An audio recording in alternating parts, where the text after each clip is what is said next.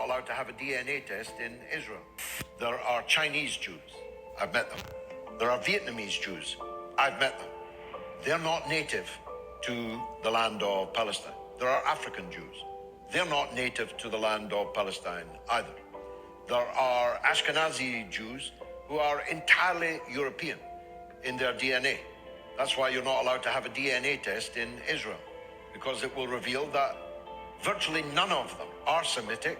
Virtually none of them have any ancestral connection to the land. I was viciously assaulted by a manager in the BBC who had recently converted to Judaism. It's fine. I love all religions. But you can't say I've now converted to Judaism and therefore I have a right to go to the land of Palestine and live in the house of someone whose ancestors have been living in it for thousands of years.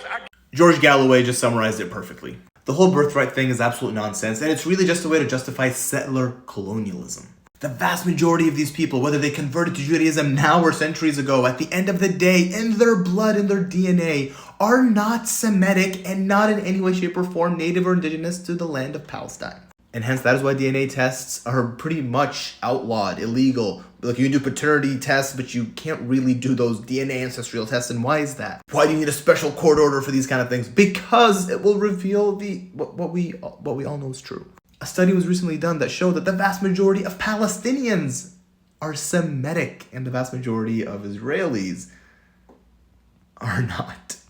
And some studies have shown that for Palestinians, a significant portion of their DNA actually can be traced all the way back to Bronze Age Canaanites. That's like thousands and thousands of years ago. So if you want to play that game, we can. Anyways, their propaganda is weak, but they keep regurgitating it until it sticks.